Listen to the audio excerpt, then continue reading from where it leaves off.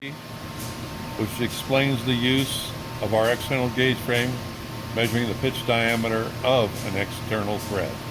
You'll need several things. First of all, you'll need a gauge stand. Second, you will need the appropriate external gauge frame, the appropriate dial indicator, whether it be 5/10 graduation or 1/10 or 50 millionths, your master, which you do a mathematical formula for the setting size or stacking size, your part,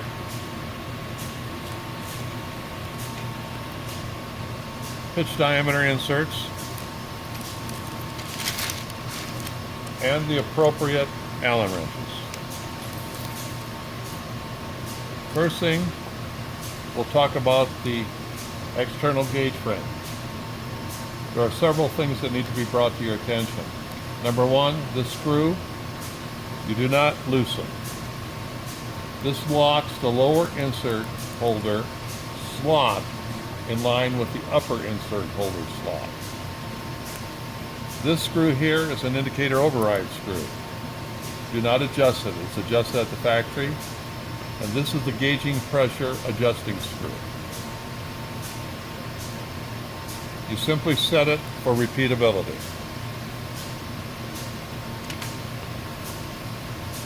First thing we'll do is start putting in the inserts. I'll put in the lower insert, make sure the pin in the insert is lined up with the slot in the lower insert holder. I'll take a 5/64 Allen wrench, insert it through the bottom of the tube, through the little guide in there.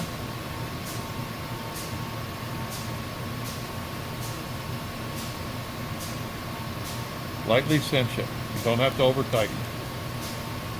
Now I'll take and do the same thing with the upper insert. Hold it in place, and I'll take the 1/16 long reach. Just tighten it up, snug it. We're done. Now I'll take the stand and place the gauge frame in the stand with an angle like this. This works absolutely the best. 5/32 Allen wrench, cinch the clamp up. Now I'll take the dial indicator, remove the top cover, insert it in the gauge frame. But before I do, I want to make sure the red dot on the fine adjustment screw is facing dead forward. Place it in the gauge frame.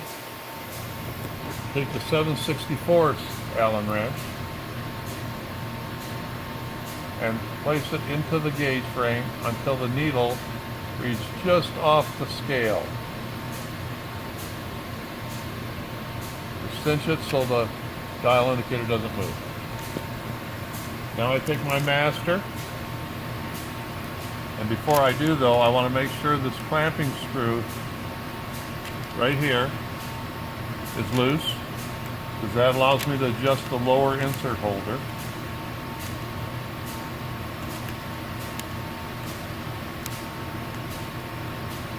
Start adjusting it up till the needle, I want it set at 0 in this case.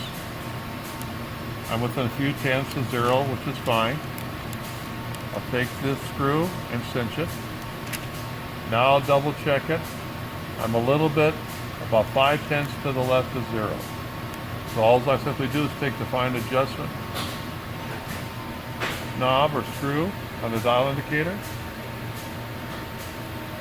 and I'm there. Put the cover back on the dial indicator so I don't bump it.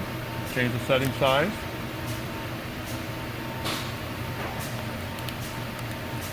Now what I'll do, don't forget to make sure you snug this screw up here, this locking screw for the lower insert holder. Now I take the part, you want to make sure it's square to the pitch diameter insert so you're not cross threading. and I roll it through off of the bottom insert. Now by rolling it through, I have a mark. I have a mark on the part to demonstrate what I'm talking about.